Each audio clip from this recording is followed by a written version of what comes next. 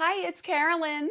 I'm here to help you learn how to bake and decorate amazing cakes, and in this video I'm going to show you how to decorate this Winter Wonderland cake. And like always, I'm starting with my cakes already baked, filled, iced, and they are in the refrigerator waiting to be decorated. I have tons of videos showing you how I do that entire process, and I will link that in the description for you. The bottom tier of this cake is actually a double barrel cake, and I have a full video showing you how I made this double barrel cake. And just a reminder, all of the tools that I use and any other videos that I reference will be linked in the description as well.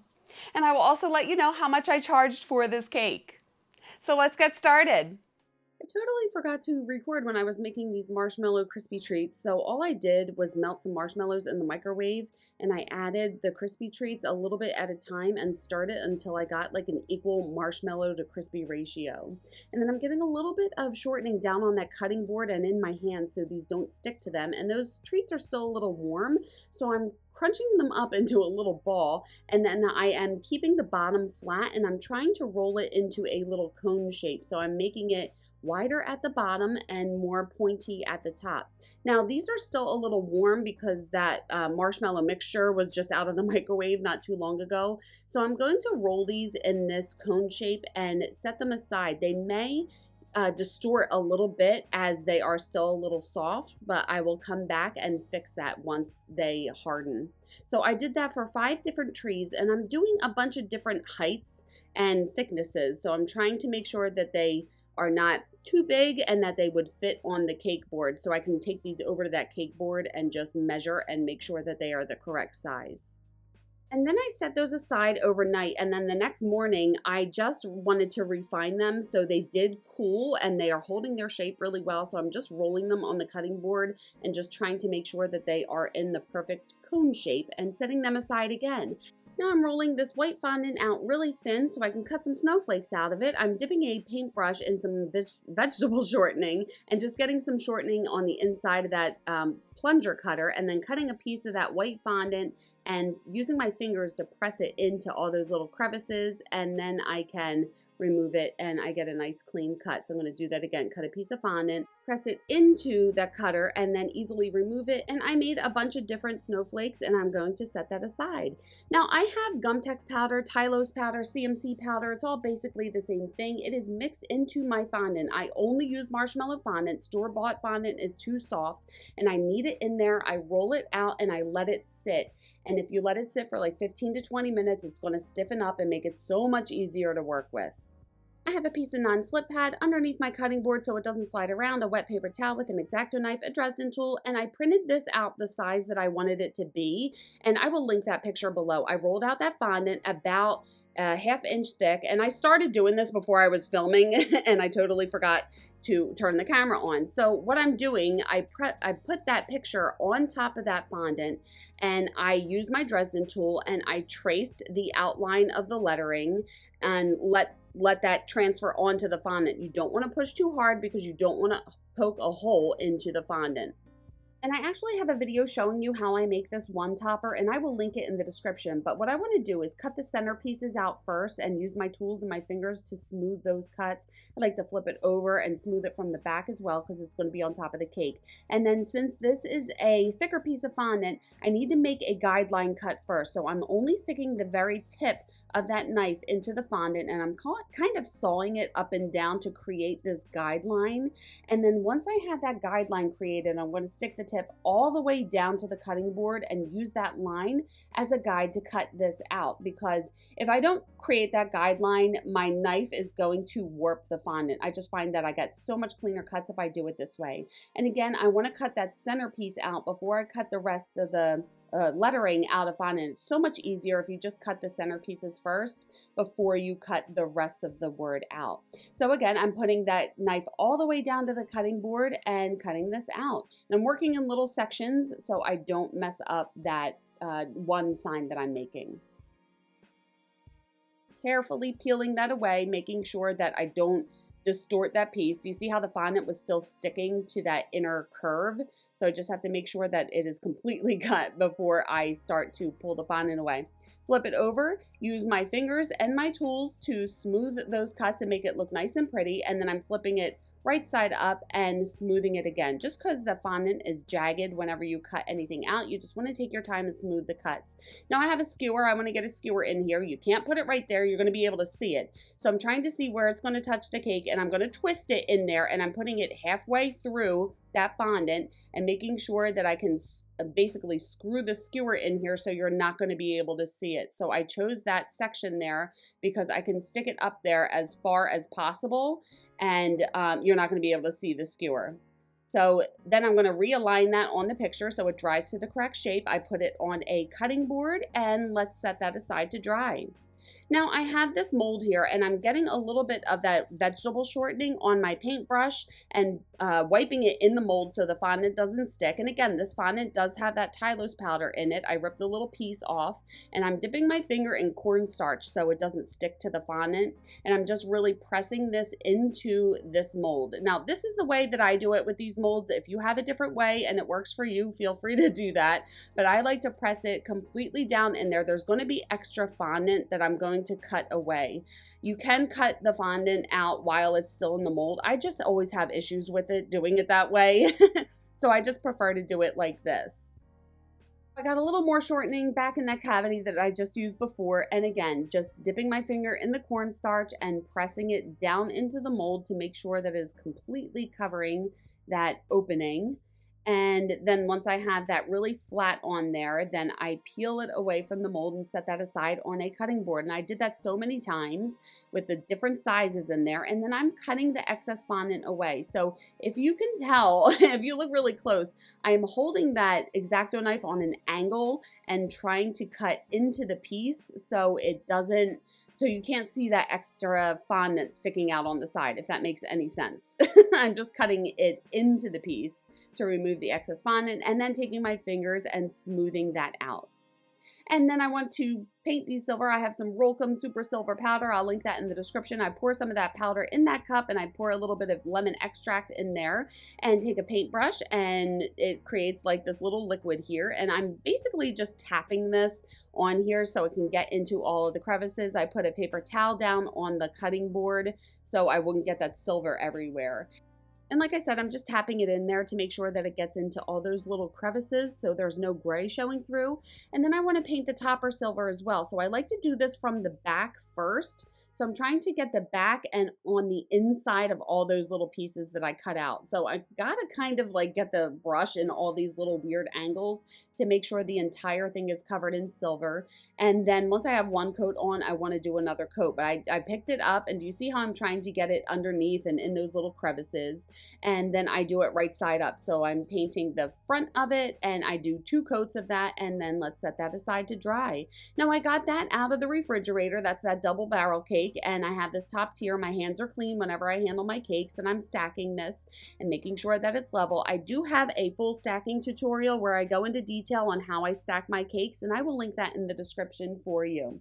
And now I want to do the stencil. So I have some white American buttercream icing I'm putting in that little bowl. And I have this stencil here. It came in a big sheet, but I cut these so I can only have one snowflake at a time. I just feel like it's easier to handle. That icing on that cake is really hard and cold, and I'm not going to mess it up when I do this. I'm just taking my palette knife and putting that stencil down and just trying to put a very thin layer of icing across that stencil and then gently lift it up. So I'm removing the excess icing and just wiping that off in that tiny bowl that I have. You don't see me doing that.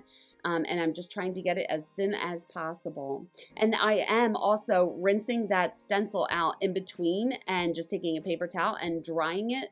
And there's all the snowflakes on the cake, and let's put that back in the fridge. Now let's do the little name banner, and I measured that out the size that I wanted it to be, and I made sure that fondant was about 1/8 of an inch thick, and it needs to be thick enough so I can do this little embossing here. So I'm taking my Dresden tool, and I am tracing this onto that fondant. And again, you want to make sure that you don't press too hard because you do not want to poke a hole in the fondant. I'm just transferring the lettering on here.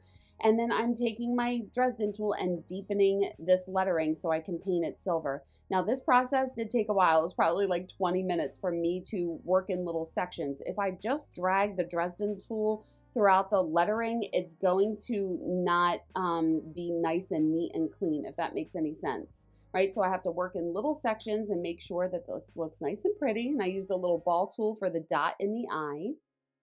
And then once I have that done, then I can paint it silver. I have a really tiny brush with a tiny, long, thin head. I'm supporting my hand with my other hand so it doesn't shake.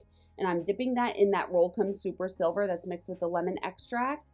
And I am just working in little sections, and I have to go really slow when I'm doing this to make sure that the silver doesn't spill to the outside of the letter. So I'm just trying to keep the head of the brush in that lettering.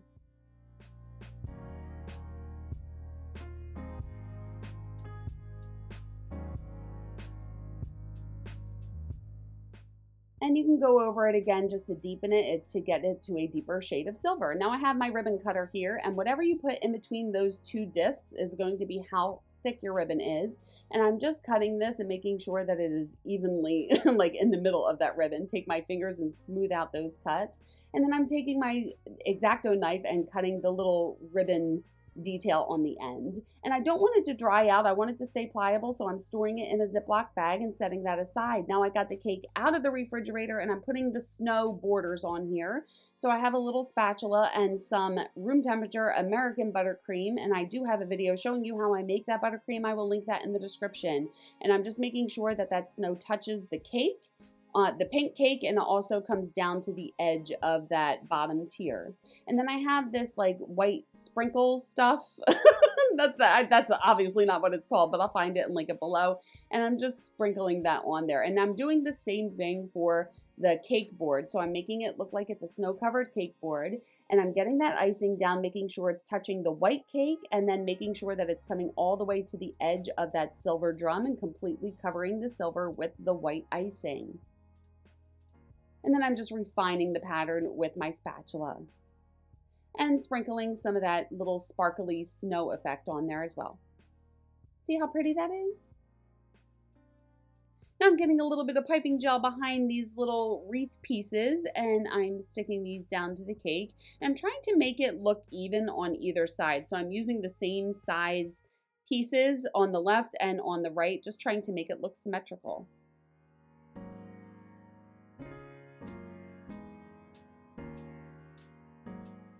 And I have these little white balls that I just rolled out of fondant, and I'm using a little bit of piping gel behind it to stick them down.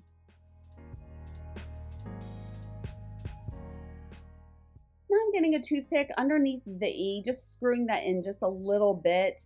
That way it's not going to twist when I put this in the cake. And of course I was out of frame a little bit. I'm so sorry. But I'm sticking that topper down into the top of the cake. And making sure that it was centered when I put it down on there. And I'm taking that little snowflake, and I got a little bit of piping gel behind it, and I'm sticking it down to cover up that skewer that was showing.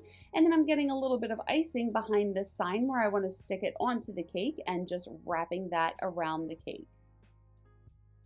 Now, when I put that back in the refrigerator, the icing is going to solidify and it's really going to hold it on there. And I'm making sure that I give it a little bit of motion by curling the ends out.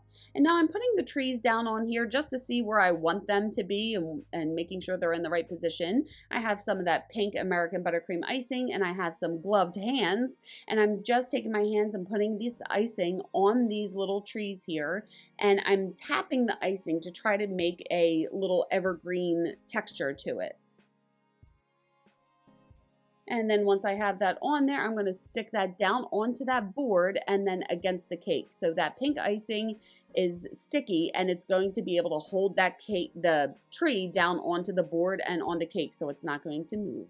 And I have some gray icing here, so I'm doing some green tree, not green, I'm doing gray trees and pink trees. That's what you wanted, and just taking my hands and tapping that icing on there to get that tree texture. Super simple. And I keep tapping it because I want to make sure that there are no Rice Krispie treats showing through.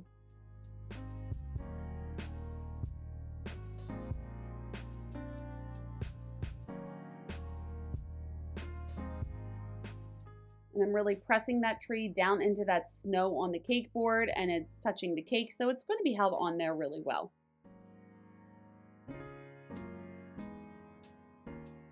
And again, I'm just refining the texture, making sure it looks more like a tree. Now I have some powdered sugar here, and I'm just taking my fingers, and my hands are clean, and I'm like you know how you add salt to a dish? Like I'm rubbing my fingers together to try to just get this snow effect on these trees. And then I'm also sprinkling a little bit on the cake board as well.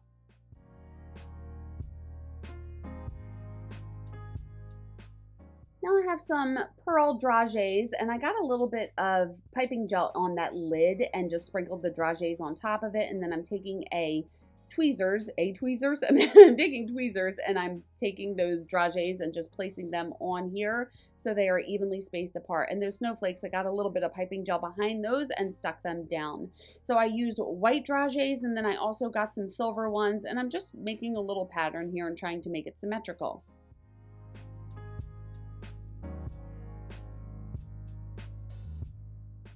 Now I want to put some wires in the cake, so I'm putting some drinking straws in there and countersinking the straws down. And then I have this 18 gauge wire, and I want to make sure that I straighten it. So I took some snips and I cut the wires, and it has a curve because of the way that it's packaged. So I'm just making sure that I straighten these. And then I'm filling those little straws with some icing and taking these wires and putting them into the cake. Now I do have a video where I go into detail on how I put how I put wires into cakes. And I will link that in the description for you. So I'm making sure that I'm getting these in the right position. Then I can take my snips and cut any pieces that are a little too long. And then I have some white fondant rolled out like about 1/4 of an inch thick. And I took a round piping tip and I just cut a bunch of different circles, and I'm taking some piping gel and putting those thicker circles on the back of those snowflakes. That way I can slide the wire down that circle and they are going to stick to the wire. So if you can see, I'm pressing that wire into that little circle that I put on the back of the snowflake so they can stick out over the top of the cake. And then I'm just getting these into a good position. And then I want to take a little bit of icing and patch those holes that were created. So I'm just taking my palette knife and covering those holes and scraping it just to make sure that it looks nice and pretty. And then I also take a wet paintbrush and just remove the excess icing and try to make it look nice and pretty. And here's the Winter Wonderland cake. So pretty. So there you go. How pretty is this Winter Wonderland cake? Now this design was inspired by a few different pictures that she gave me, and I'm going to try to find the original artist so I can credit them. I didn't copy their designs exactly, but she picked a couple different aspects of the cakes that she saw and put them together on one cake that she wanted. So here is the sketch that I came up with for her. And I always say my sketches aren't great. They just get the idea on a piece of paper. And here is the final product. So it looks pretty much like the sketch. And by the way, that top tier, I originally iced it and it was way too pink and she wanted more of like a mauve blush pink color. So I changed the color of that icing and I filmed that for you. So I do have a video showing you how to change the color of your icing if you ice a cake and the color is wrong. So this cake on the inside, the top tier is a 3-layer, not torted 5-inch. And the bottom tier is a 4-layer, not torted 7-inch double barrel. And I have videos talking about when I tort and when I don't tort my cakes, and I'm going to link that in the description for you. This cake feeds like 45 to 50 people. She originally asked it to feed 40, so I made it slightly bigger. And I also gave her a free like large muffin size cupcake for a smash cake. And I feel like this is one of those designs that doesn't look like it took long to make, but it was hours. I probably spent about 10 to 12 hours making this cake. And how much did I charge? This one was $600. So I think that's it. What new techniques did you learn in this video? I would love to know. Leave it in the comments below. And just a reminder, I have a Cake Academy membership program where I can help you elevate your cakes to the next level. All of that information is in the description. Please like this video if you liked it, and if you're enjoying my tutorials, I would be so grateful if you could buy me a coffee. My link is down below. And I would love it if you would keep in touch on socials and you could check out my website. And if you want to see how to make that double barrel cake, you can watch this video next and hit subscribe and the bell if you haven't already. Thank you so much for watching. I love you guys. And remember, it's cake, have fun. I will see you on the next one. Bye.